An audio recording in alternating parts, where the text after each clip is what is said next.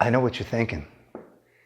You're asking yourself, when did Max learn how to play the piano? Well, that's a good question, and I'm glad you asked. I don't know how to play the piano. I've never known how to play the piano. This piano is my daughter's piano. We're just keeping it at our house for safekeeping for a while. But like I said, I don't know how to play the piano. But it's a great place to put our family pictures. I want to welcome you to the third installment of our little experiment here, Mighty Max's Monday Memories. It's been a lot of fun for me to do these. I want to thank everybody who's been tuning in and writing all those letters and cards to askmax@backstreets.com, because as you can see, I've gotten amazing responses, amazing questions, and I'm really enjoying this, as I said. As I did last week and the week before, I showed you a little piece of memorabilia from my collection. Well, I have something for you. I'll tell you the story, but first I'll show it to you. Those are a gold and a platinum record for Born to Run, the first such awards that I ever got. And when I was back in junior high and high school, I was a good place kicker in football. I even actually won the kicking part, the place kicking part in the punt, pass, and kick competition in the early 60s.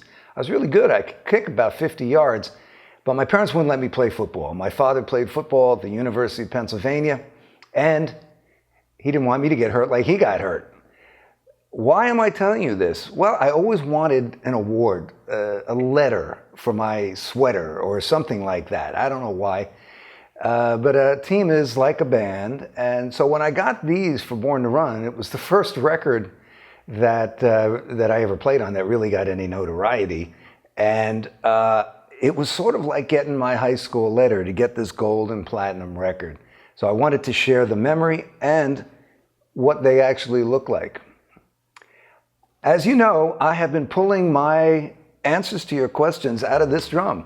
This 12 by 15, I made it a floor tom. It was actually initially a rack tom, a la Carmine Apiece from the Vanilla Fudge. Well, I use it as kind of my tumbler, as they do in bingo, and I pull the questions right out of here. You've had some incredible questions. I'm going to toss these in there, right like that, and just mix them around a little bit, and we'll see what pops out. Before I start, though, as I did the last 2 weeks, I'd like to correct a statement of mine that was pointed out to me. And it concerned a question someone asked: what was it like going to play arenas to stadiums as opposed to theaters to arenas? And the big jump was theaters to arenas. And I, for some reason, thought that the first time we played an arena, like a basketball arena, was the Spectrum in 1978. But, in fact, we played the Spectrum in the spring of '76. But what I do remember about playing in 1978 at the Spectrum was we did a 4-hour sound check. I guess in the 2 years earlier, the sound wasn't very good, not to Bruce's liking. So we spent all day, as long as we would have played that night, and we did do a 3.5-hour concert, but we spent the whole time in the afternoon from about 2:30 testing the sound to get it just right. And that's very important. Very important that the sound is right. So I stand corrected on that. We actually did play in '76, and then in '78 we started to play in pretty much exclusively the basketball arenas. One thing I wanted to point out, as you can see, I'm wearing this t-shirt. This t-shirt was gifted to me by the folks who put on the Light of Day shows, which are these incredible concerts that have grown magnificently in the last 10 years or so. And it says, if you can see this, E Street fans, tougher than the rest. That is a sentiment with which I agree. E Street fans are tougher than the rest. And hopefully, when this thing that's going on is all over, we will be seeing each other again. But Let's not dawdle. Let's get on to your questions. I'm just going to pick them right out of here. All right. Well, this comes from Andrea Barioni from Ferrara, Italy. Andrea, my friend, mi amica, this question's going to be answered by me for you. When you are on tour with Bruce, your choice is for the drum set to be finished in white marine pearl. Is there any story or reason for this choice? Actually, Andrea, there is a reason why I play a white marine pearl drum set. It was the classic setup all throughout drum set drumming. Across the pond, as we say, they say drum kit. In America, it was always drum set. When I started playing drums, you could pretty much get any color you wanted as long as they were black pearl or white pearl. And the reason I played white pearl was I was always a fan of Buddy Rich, but in the late 70s, I became an uber fan of Buddy Rich, and I like to think a fairly close friend. We knew each other for about 12 years, and until his passing in 87, and I had his phone number. We used to speak. So my switching from this color, which is maple, to white marine pearl, nobody was playing white marine pearl, and it was a bit of an homage to the drummers that I admired, the Buddy Riches, the Gene Krupa, the Chick Webb, who was the great drummer of the 1930s. And there was nothing more fascinating for me to sit around with Buddy Rich and a group of other drummers in New York City and hear him, Buddy Rich, talk about Chick Webb, his favorite drummer. That's something, if Buddy Rich would be talking about his favorite drummer. So yeah, the white marine pearl drum set, that's the one that I've used since I think the River Tour was the first time I used it. Okay. This is from David Wilson, Woodbridge, New Jersey. Max, that's me. You made an album with a group called Blackstone before joining the E Street Band. How did you end up in Blackstone, and what did you learn from that experience? Well, David, Blackstone was basically my high school band. We went through a number of name changes and ended up with a recording contract in 1970 on Epic Records, which was the sister label, I think it still is, to Columbia Records. It's a big deal. I was a freshman in college, and Blackstone was a good group. We kind of were a little bit, we had a little Jethro Tull in our sound, we had a little, maybe a little Zeppelin, pop, Gary Puckett in the Union Gap comes to mind. But we made a record for Epic, Blackstone. It was monumentally not successful, but it was a great experience. It taught me a few things. It taught me how to be patient making a record, although we didn't have a lot of time to do it. We only had 2 days actually to do the whole thing, and we got it done. I also learned not to step in front of the mixing speakers when the producer was mixing, because I got yelled at. And I now know why he yelled at me, although I don't think he should have yelled at me. And I also learned that bands, as a result of that experience, I learned that bands, more often than not, can break your heart. And we were 5 of us in that band. We made decisions collectively, and we never seemed to get to the same place in our thinking. It was always a constant, I wouldn't say battle, but it was certainly everybody had an opinion, and it was hard to get things done. So I was 20 when I did that, and I kind of made a vow to myself when that band broke up that I wouldn't be in a band again. I wanted to, control my own destiny to a certain degree. And that band broke up in 1971, and I played around a lot, did a lot of different types of jobs. I was going to college at Seton Hall University in New Jersey at the same time, living home with my parents and my sister. And 1974 rolls around. I'm still doing all sorts of jobs you can imagine, even cruise ships in the Caribbean. And then in the summer, I saw that ad and I met Bruce in the E Street Band, which was perfect for me because here was a guy who knew exactly what he wanted to do. And it was clear to me that everybody at my audition, which was Clarence, Danny Federici, Gary Talent, and Bruce, they were all focused in on Bruce, and that was something that I hadn't experienced. So thanks for that question. I hope that answers it. Let's see. This is from Chris Phillips of Backstreets Magazine.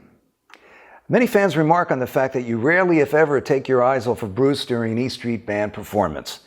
You once told me something interesting, that it's more for Bruce's sake than for your own.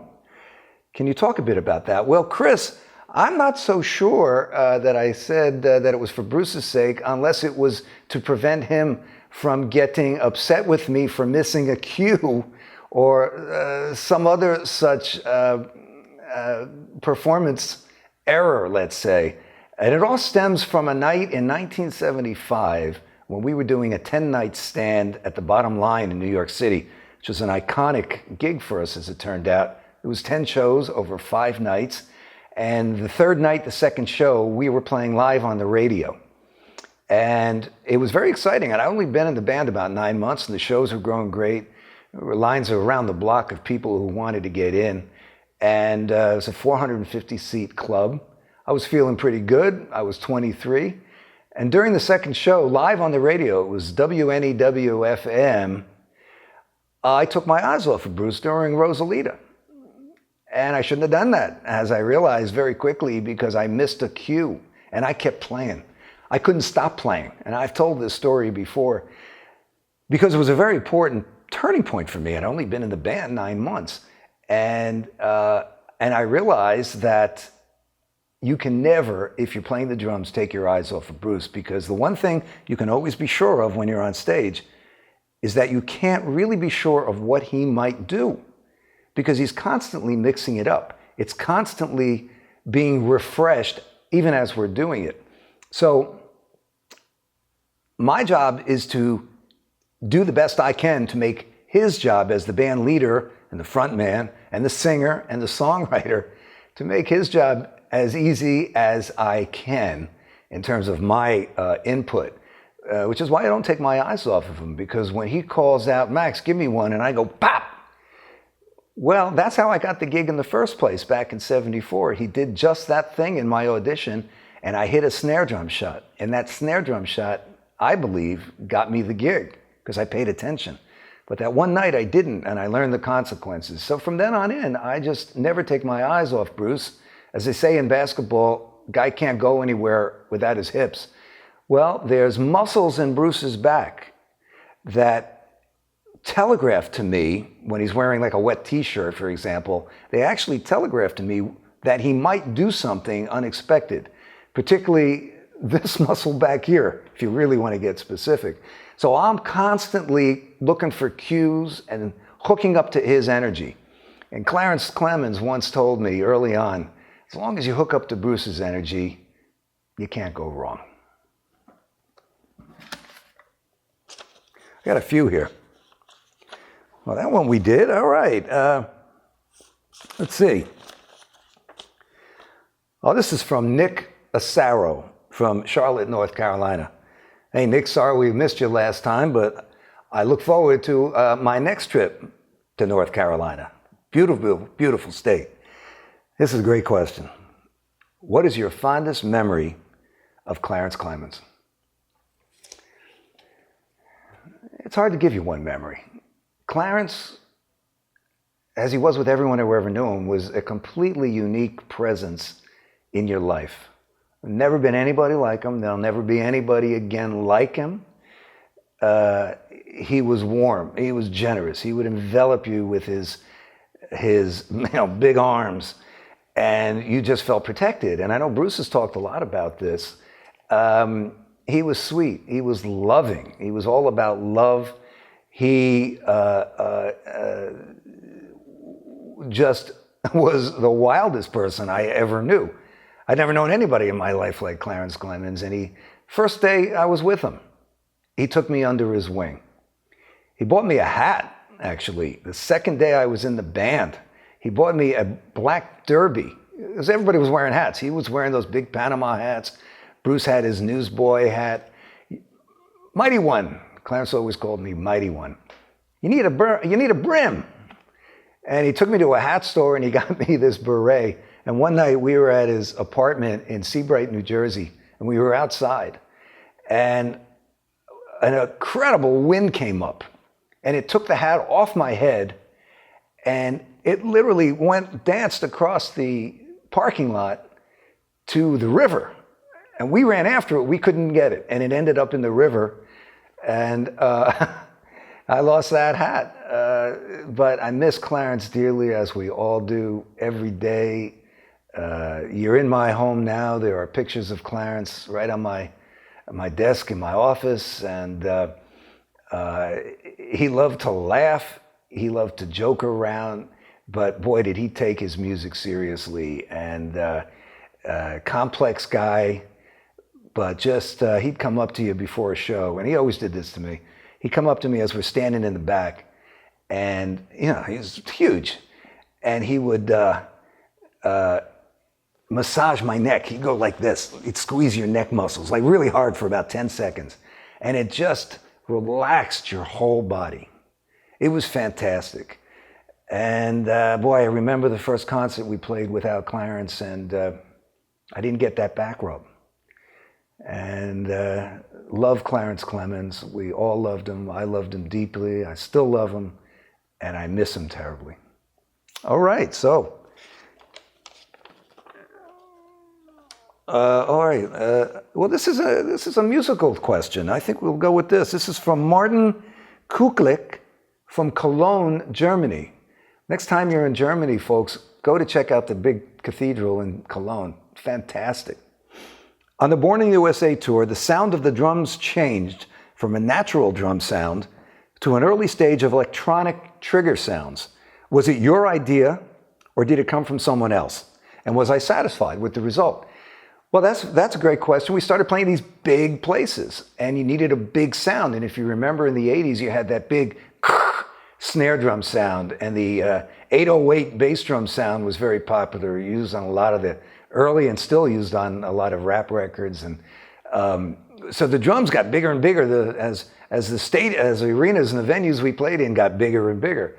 And our house engineer at the time, there were no such thing as really triggering drums. Very primitive in those days, because you couldn't get the sensitivity on it. You couldn't do a brrrr. You could only do a so it took out all the what we call interior drumming. Boom boom bam, bam, boom boom bap, bam. All that little interior stuff. It took all of that out in those days. This was back in the early 80s, and Bruce Jackson, who was our very, very talented house mixing engineer for a number of years, basically invented a trigger that was a guitar pickup, and he glued it to a drumstick and put it in the drum. And it was perfect for example, the song Born in the USA, because you got that and it would trigger an electronic drum sound that we created in the studio, or that is Bob Clearmountain created. And we did that on the toms. The effect of it was that it by nature in the audience, it simplified what I was playing. So you just got the beat. You didn't get the sort of, as I said, the interior stuff. As a drummer, you need that interior stuff, because that's the, it's sort of like in the Hebrew language, you've got the letters, but you don't have any vowels. For us less literate types, they have little dots and dashes for vowels. So the electronic drums versus acoustic drums, it was like the electronic drums were just the letters. The acoustic drums have the letters and the vowels. So in the end, we put that away, because we were able to then, a combination of tuning the drums through some very talented people who accompany me on tour, tuning the drums, certain effects like digital delay and reverb and echoes, so you could recreate the bigger sound with separation. So I don't want to get too into the weeds on the technical side, but I'm a fan of real drumming. You take a piece of skin, you take a stick, and you hit a canvas or you hit a plastic snare drum head, and you hit it and you bring the sound out of it. That's what I tried to do. Okay. This is from Jerry Lipnowski from Montreal, Canada. As you can tell, ladies and gentlemen, I haven't previewed these questions. Your discussion of James Brown prompts my question. Many of the greatest musicians of our times, Bob Dylan, Paul McCartney, Elvis Costello, Neil Young, Chuck Berry, Emmylou Harris, etc., have guested on the E Street stage. Which performance was your favorite? Well, Jerry, to give you the favorite, I'd have to give you the favorite of the favorites. You just mentioned a half a dozen that were, for all of us, in a lot of ways, life-changing. There was certainly nothing like the experience of playing I Saw Her Standing There with Paul McCartney in Hyde Park in 2012. I'm on a little drum riser, about 4 feet high, about 10 feet back from Bruce's mic, and Paul McCartney's up there. And if you ever saw the Hard Day's Night album rear cover, there was a picture of the Beatles, the 4 of them, from the back. And you see just their heads. So, the earlier question asked me about taking my eyes off of Bruce, I must say, Paul McCartney gets up there, he's playing a left-handed guitar, and he's right in front of me, and I'm on this drum riser. And for the, minute 50 seconds that I Saw Her Standing There it takes to play, all I could see was not Bruce. I was looking at the back of Paul McCartney's head, and his hair was long, playing I Saw Her Standing There. And for that moment, I was Ringo Starr in the Ed Sullivan Show. I lived out every fantasy that I've ever had. So that was certainly one of my favorites. One of the greatest performances I think we ever did, and it wasn't in this list, but in Orlando, Florida, we played with, Roger McGuinn came up to play with us, and we played Mr. Tambourine Man and Turn, Turn, Turn. And I know it felt great when we did it. We rehearsed it in the afternoon, but I saw it online a couple of years later, and that's one of my favorite performances. And you can just see these spreading smiles on the band. Bruce singing the harmony to Turn, Turn, Turn. I couldn't see him when they were doing it, but when I saw it on, I guess, YouTube or something, it just was magnificent to see that the both of them smiling because it sounded so great. This is from Priscilla Robicheaux. Priscilla's got an interesting question. Your daughter's voice is so lovely. It's true. Did your family all sing or play instruments at home? Well, my daughter Allie, who is a producer for PBS NewsHour, has an incredible voice, always did, and is a wonderful keyboard player. And lately she's been doing these great videos and posting them and getting hundreds of thousands of views where she sings a duet or a trio with herself on some of her favorite songs. So check out Allie Rogin, R-O-G-I-N, and her videos. They're great. A lot of music in my family, from my father who played violin as a hobby, to my sister Nancy, who was 6 years older and still is an incredible pianist and singer. There was always music around. In my own family, we always had music playing. In the car, it was everything from classical, Mozart, Beethoven, to Bob Dylan. We just found the other day, going through some of this memorabilia, my daughter Allie, when she was 3 years old, did a cartoon of the words to Subterranean Homesick Blues. But it was a cartoon, and she drew out all the lyrics in little characters. It was really, really, it's a great memory to come across that stuff. But Allie always sang, always played piano, never wanted to do it professionally. Always journalism was her goal, and she made that. And very proud of both of our children. Many of you know that my son is the drummer for Slipknot and has been the drummer for Slipknot on their last 2 albums and toured with them for, I guess, the last 6 years. And like everybody else, they're not playing at the moment, but I'm sure they'll be back. And Becky, my wife, is actually a really, really good singer and harp player. She plays blues harp. And she plays in a local band here. And believe it or not, I've had the pleasure of playing with them in rehearsal the last couple of Tuesdays because I'm looking to play. So they're playing. Their drummer got caught away during this pandemic, and so I've been filling in. So yeah, you could say it's a musical family, and I owe that, I think, their music more to Becky just pumping them full of music when I was on TV for all those years and away during the day. Mark Stair from Montclair, New Jersey wants to know, you attended Cardozo Law School for a brief period in the early 1990s. Do you plan to complete your law degree at some point in the future? Well, Mark, No. I did go for about a month in 1990, and it was something I always wanted to do. I was back in college in I guess it was the spring semester '89 at Seton Hall University, when Seton Hall actually went to the Final Four and to the last game. They lost it by that one game. And so it was very exciting to be at Seton Hall at that time period. And I was in school, started my next semester, and that's when the E Street Band disbanded. So I was finishing college, and I decided law school was something in my early 20s that I did want to do. My father was an attorney, a lot of my uncles and relatives were, and they believed in justice. That's why they were attorneys, very old school. They wanted to do good, not necessarily well, and I embraced that philosophy. So I did. I got accepted to Cardozo Law School, and I think I probably got accepted more because the dean of admissions was a fan of the E Street Band. But in any case, I did go, and I went for 4 weeks. And then Dave Edmunds, the English songwriter, guitar player, fabulous producer, asked me if I'd put a band together with him to go to California and Japan, a couple of other dates for 6 weeks. And frankly, I was sitting in a property law class in May. It seemed like a really good idea at the time to go on tour with Dave Edmunds. So I'm sitting here today at this piano, my daughter's piano, a statistic. I'm a law school dropout.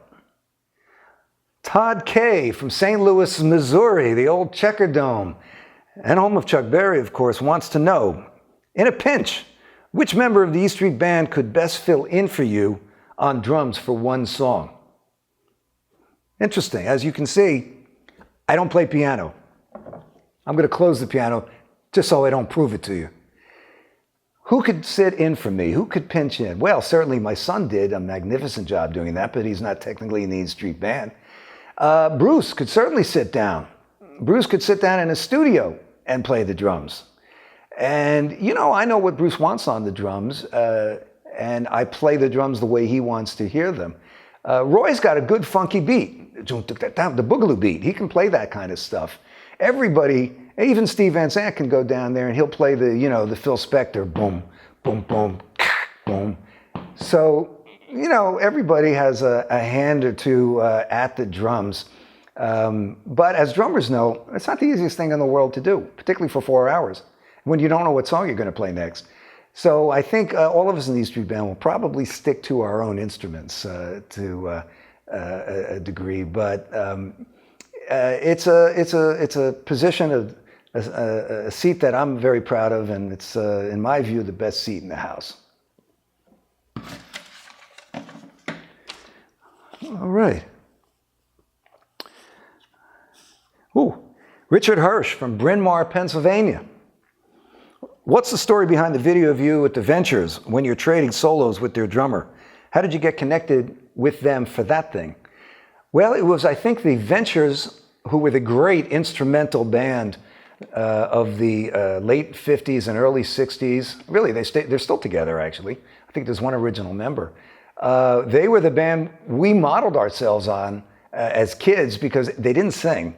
So that made it a lot easier. They played instrumentals, and they were a surf band, but they also stretched. They did some very interesting material. One in particular was a song called Slaughter on 10th Avenue, which was a sort of very deep, it wasn't a Broadway show, it was like an off-Broadway show.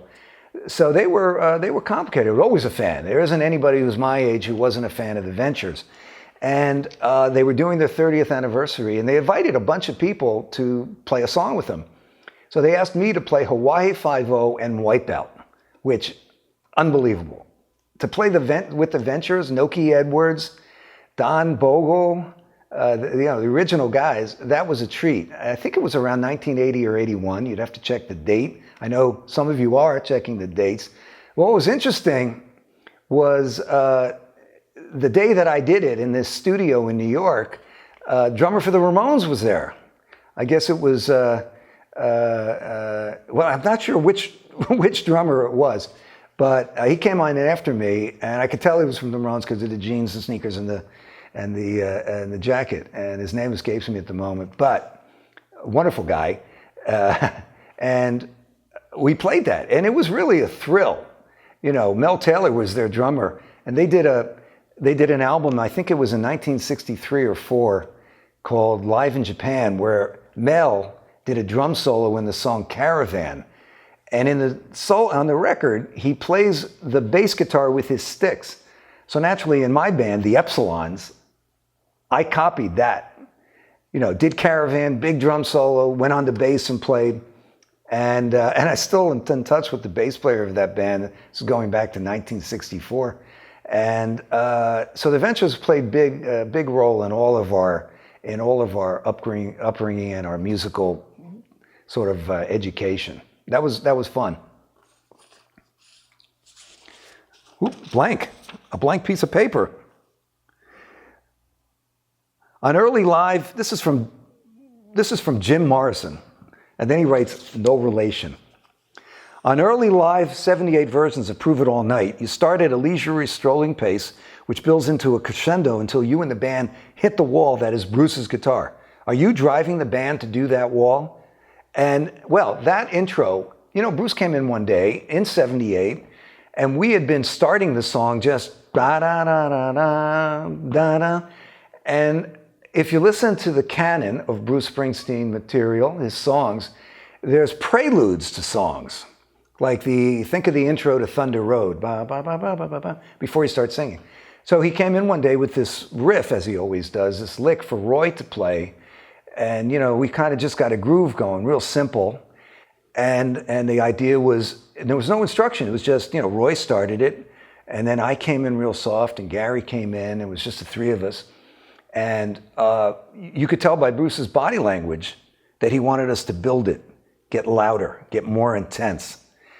And this was during the rehearsal for that show, wherever it was in 1978. And, you know, you follow his body language, if nothing else. He's not, you know, conducting you. He's getting more intense. You get more intense. And an intro was born. And then for many years after that, we did it, and we did it on that tour, the Darkness tour. And then we did it a little bit, but most of the time we played it straight. But then it's so perfect how it builds and builds and builds, and I play in quarter notes, and he's going crazy on the guitar, and then it just goes into that ba-da-da-da-da. It's a very exciting part of the show to get to. And people seem to love it. We started doing it again.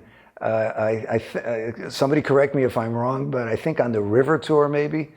And at first, you know, we just went into it, and you could hear the crowd recognize it. That Prove It All Night intro.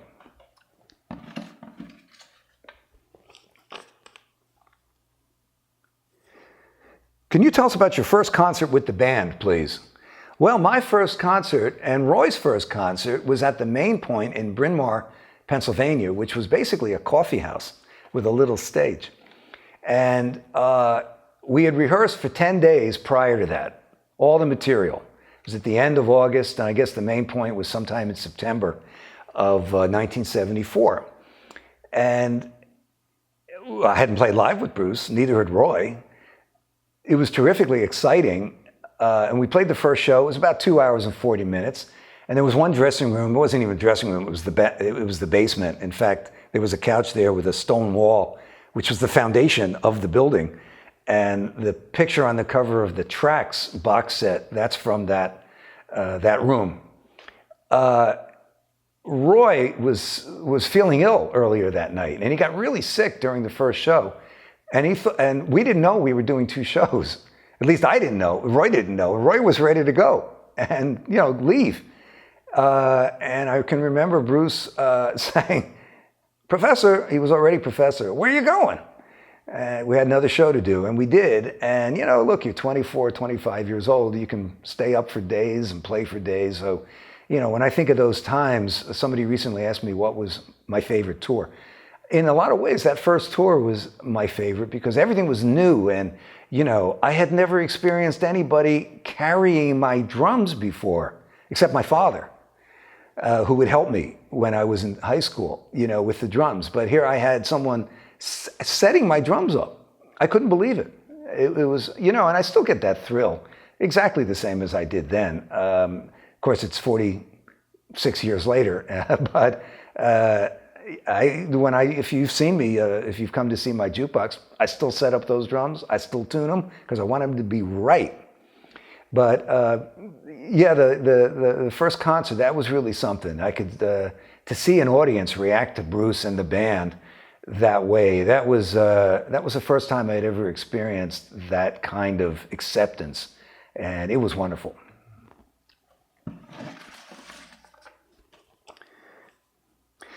Samantha Siegel from Stamford, Connecticut wants to know, has there ever been a song that Bruce selects from the audience signs that I didn't know? Well, there may have been a song that I didn't know, but there's never been a song that I didn't play. And the way I approach it is, particularly on old rock and roll, the job of the drummer is to be able to play anything they throw at you. So when I was a kid, and I still do, love playing other people's songs.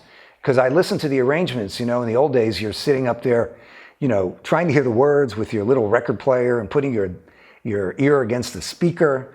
And I'm a real sort of arrangement nut. I like to play those songs the way they were played at the right tempo, not too fast, not too slow. So there actually has never been a song that I didn't know or couldn't get through because I know the drums, and that's the drummer's job. And before I got in the band with Bruce and the E Street Band guys, I was in jam bands a lot. So it was all improvisational. And, if you don't know what you're doing, it sounds like you're dropping the kitchen sink. So I got very good at listening to what people were doing and responding in the moment. And when he pulls out a song, there's very little rock and roll songs that I haven't heard on the radio. And if I've heard it on the radio, I can pretty much remember how it went. And it's just a peculiarity to me. I have a memory for that stuff. Well, here's Stuart Burson, Ottawa, Canada. Can you talk about your experience performing in East Germany before the fall of the Berlin Wall? Well, Stuart, that was something. We were booked to play in West Berlin, and there's been a lot written about this, but all from what I have read, very accurate. Even at the time, I didn't really quite know the backstory, but I knew that we were going to play in West Berlin, and Bruce came up with the idea of, I guess before even we got to West Berlin, of, well, see if we can bring some rock and roll to the people over on the East Side. And it wasn't easy to work out, but they did work it out. And we crossed over from West Berlin at Checkpoint Charlie in our bus. We had a bus that brought us from the airport. And I remember when you did it in those days, it's hard to even imagine it now, but they would stop the bus and they had these mirrors, and you've seen them on poles. So they would check to see if there were any contraband or people even under the bus, and they searched you very thoroughly. And when we got across the border between East and West Berlin, it immediately turned very grim, gray. You could tell that this was a place, you've never been in any place like this before. And the hotel we stayed in was very, very crowded. And when you went on the street, you saw lines of people waiting for provisions in not even a supermarket, like a grocery store. There'd be a line with 100 people in it, and they'd come out with maybe a little bag of an egg or two. The other interesting thing, and my wife has talked about this, Becky's mentioned this to me not that long ago, actually, was she went out. I was sleeping the day of the show a little late. She went out, and there were baby carriages with babies on the street left there with no parents around. And she, as an American, that was like, she couldn't believe somebody would do that. It was so militaristic over there that nobody would dare even approach a baby in a stroller. And lots of military. The concert was incredible. As many of you know, if you don't, in November of '89, the wall came down. So this was, I think, July '88. And we had the privilege of playing to I've heard 250, 300,000 people directly in front of us. It was a big sort of parking lot or field, but it was very narrow. It's probably a soccer field. And they went back as far as you could see. And we opened with Badlands. And we stayed there for 2 days. And it was pretty grim. You can see why it didn't work out in the Soviet communist world. And I like to think, and I believe that people have written that it was such an impactful event. Those 300,000 people, and then it was tape-delayed broadcast to 17 other, what they called Iron Curtain countries in Europe. So millions and millions of people saw that fairly heavily edited concert. But, I think that in some way, Bruce's music contributed to I know for a fact that it contributed to the sense of freedom that the people felt, particularly that night. But I think it contributed in no small measure to the burgeoning freedom movement there that led to the collapse of that system and the Berlin Wall. So that was a very important show for us. Well, I'm going to pick out a few at once for this, our third installment of Max's Memories. These are my memories. I hope you're enjoying this endeavor, and judging by the questions, somebody has been watching. This is Ben Sumner writing, if opportunity called, would you be able to sub for Jay in a Slipknot show, mask and all? Well, Ben, no. There's no way. That music is so intricate. Jay has taken drumming, and by the way, I had nothing to do with him drumming. He taught himself. He literally started we had a barn, and he was in the barn going when he was 12 years old, and just taught himself how to play the drums. And now he was just voted this year as #1 rock drummer, which is something I never got close to. So no, I couldn't play that. There's not a lot of drummers who could, that I think. And when you see Slipknot, it's so percussive, it's so rhythmic. And I have never seen anybody work as hard as Jay at learning how to play the drums and then becoming a drummer. From the time he was 12, he played hockey too. He was a goalie, very talented goalie in hockey. And when he was 15, he decided to just go full bore ahead on drums. And I've sat actually at his drum set, and I can't even play that. I mean, I sit on his big drum set with the tom-toms, and I go boom, boom, bop, boom, boom, bop. That's basically what I do. I know 2 beats, boom, bop, boom, boom, bop, and boom, bop, boom, boom, bop, boom. 2 beats.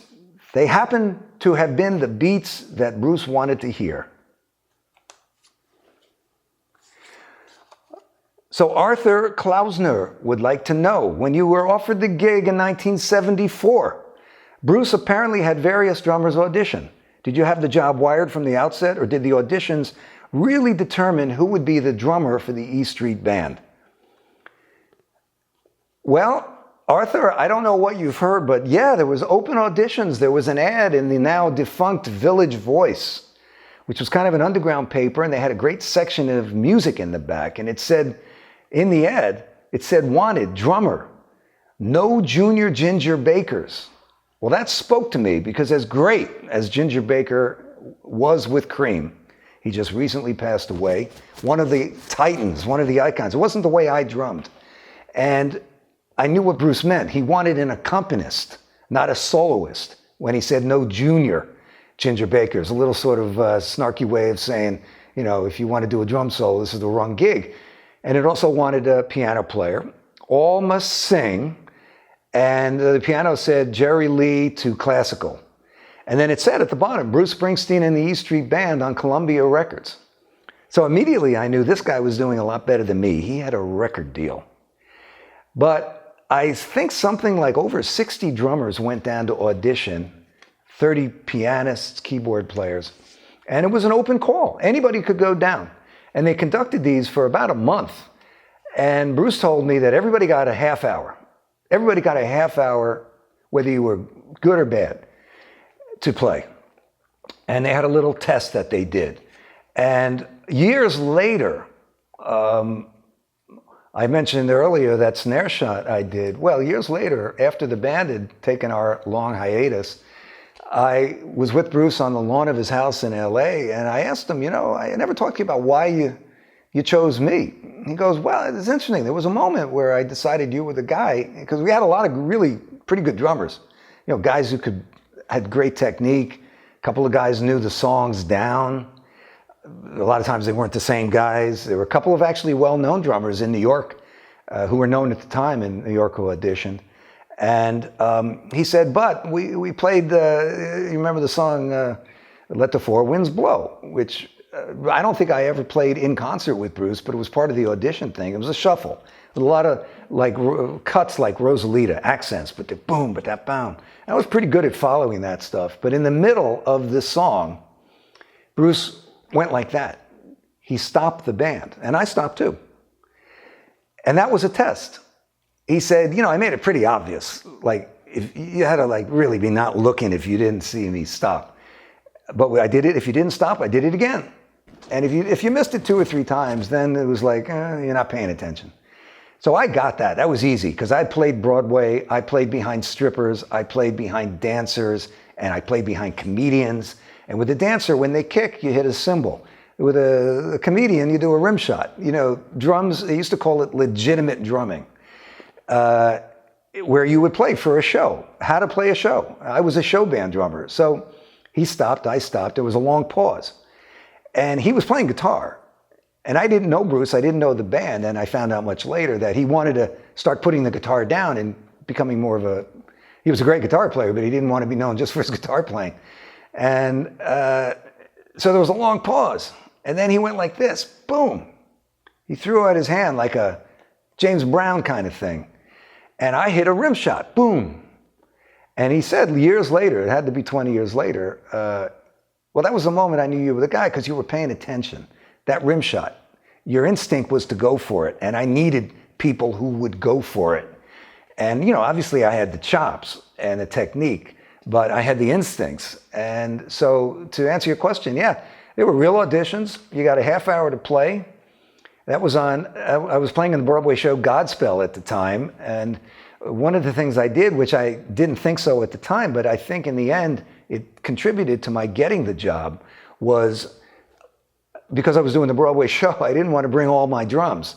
So I brought a bass drum, a snare drum, the hi-hat cymbals, and a cymbal. And that was the era of all those big, lots of tom-toms and cymbals and the soloists, the Ginger Bakers.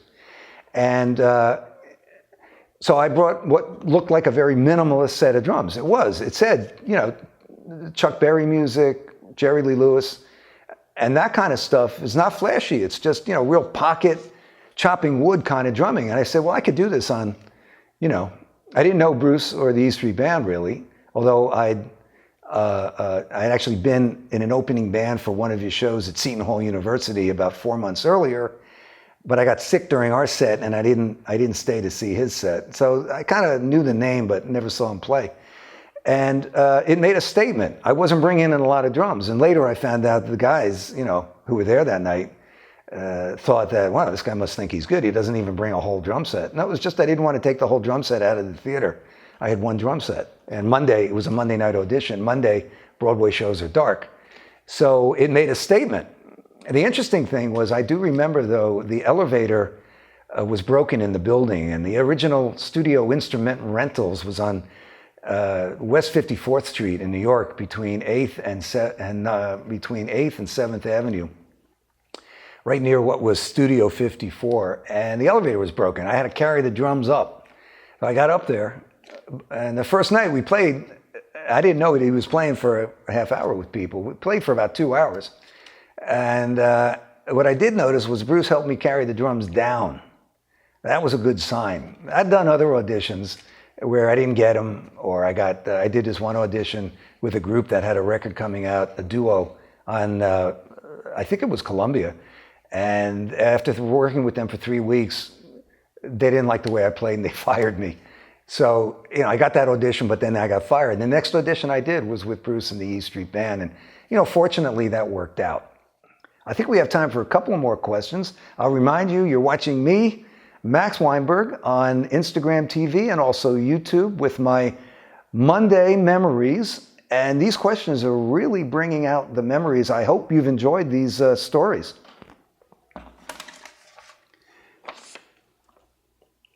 The only Irish East Street Band show I've missed was the first one at Slane Castle, ex John Connolly, which was on the Born USA tour. It was our first show in Europe. Bruce has occasionally spoken about it. It's a memorable show for him. Do you have any memories of it? Yes, I sure do, John. It was, I think to date, it was the biggest audience we ever played for. The Slane Castle is owned by the Mount Charles family. And every year they would have a concert to pay for the upkeep of the castle, which is very common in where there are castles. So we were booked to play there. It was the opening of the European part of the Born USA tour. And I remember we played When I Grow Up to Be a Man, and we never played that song.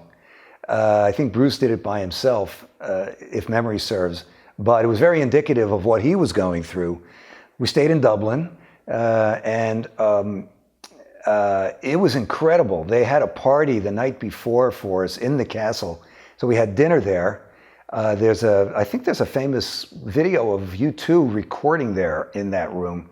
But the first time I'd ever been in a helicopter, we took a helicopter from downtown Dublin because the roads were so packed with people. And it's right on the River Slane, I guess. And it was an orange helicopter. I remember I rode out there with Patty and Gary and Roy, and it was tremendously exciting. Didn't know what to expect. Also, it was a very well lubricated audience, so there was a lot of intensity coming from the audience. But you know, that summer tour was all big venues like that, big parks and huge amounts of people. It was very exciting, and you never forget the first time you play a gig like that. And it was particularly fitting. It was a beautiful day. The green, the emerald green of the lawn and the trees with the castle over here on the left. It was pretty incredible. Got time for 2 more questions. Midge wants to know, when am I going to publish my autobiography? Well, I don't know, but stay tuned, as we used to say in TV. We got a lot more questions, so I've got a couple more episodes coming your way. I hope you tune in. Let's see. I was wondering, did you work out with Bruce in the 80s during the Born in the USA era? You looked and still look fit. Or is that just from drumming? This is from Ian Seaholm from Wisconsin. Well, Ian, I've always tried to stay fit. And in those years, yeah, Bruce and I worked out a lot together. He had a trainer, but we worked out at the same gym in Red Bank, New Jersey. And, you know, I had a guy, he had a guy. I've gone to the gym on tour with him, but he has he works out a lot harder than I do. And he's always saying to me, well, you know, with the way you're drumming, you don't really need to work out, do you? But to tell you the truth, I do. And as I get older, it's more important to work out than ever and stay trim, stay muscular, both with drumming and just, you know, physically for myself. Because I never know when Bruce might call. And you just don't get out of shape and then go do that. You've got to always, and that's kind of been, for many years, a motivation to stay in shape, because I literally never know when it could happen. Plus, also, I was on TV for 17 years, and you do get very aware of how you look on camera. And when they say that the camera puts 10 pounds on, the camera didn't have to put 10 pounds on me. I could work that out by myself. So I was very aware of that. But yeah, we you know, definitely spent a lot of time in the gym together, separately. You know, as I said, the one thing I saw Bruce do that blew my mind, I've seen him do a lot of stuff on stage, but in the gym back in the 80s, if you remember the Nautilus machines, the leg extension where you go like that, he would do 2 sets of 12 reps on a Nautilus machine slowly to a 1-2 count and then a 1-2-3-4 count, lowering it with every plate.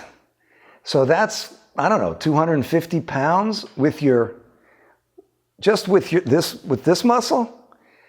There were a bunch of us standing around as he did it in this little gym in Red Bank, which was owned by a pal of ours. And I never saw anybody do that, you know, and just the focus and determination. You all have seen it on stage.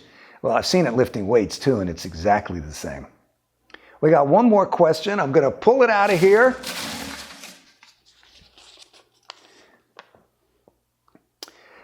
So this is a question about the tracks in the vault, Bruce's vault, from Anthony Castrovinci from Cleveland, Ohio. Cleveland, we don't forget Cleveland and Swingos and all the great gigs we did in Cleveland.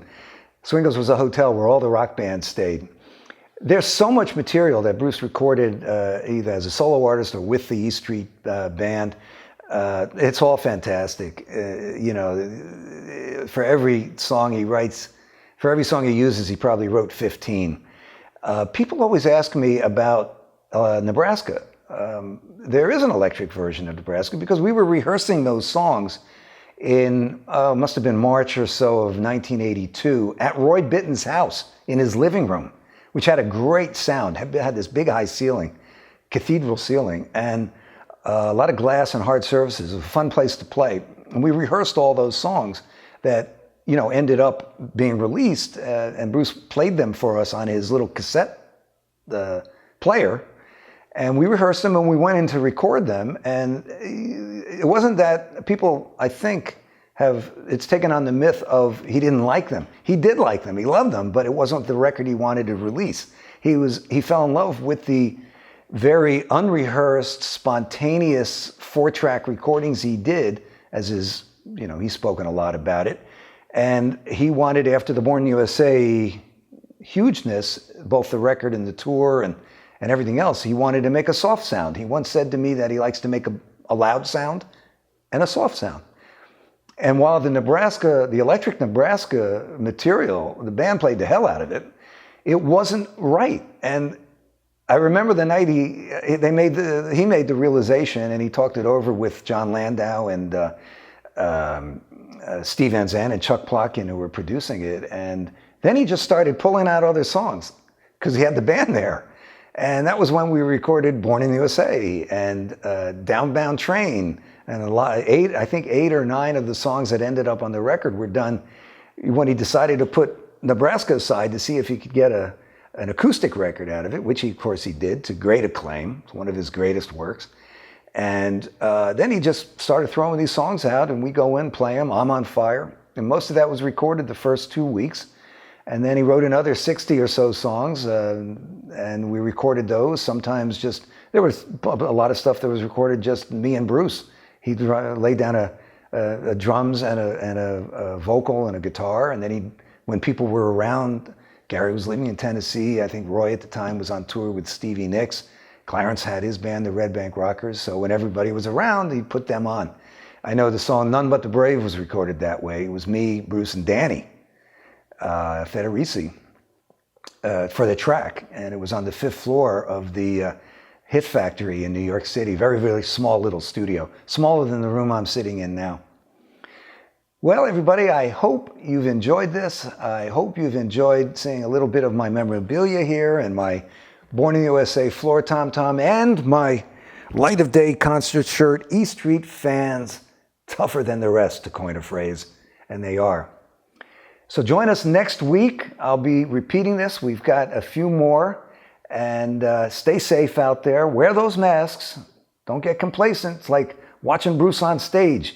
You got to keep your guard up every minute until we're through this thing. I wish you all the love. I miss you. And I'll be seeing you real soon. So for now, it's Max Weinberg. So long.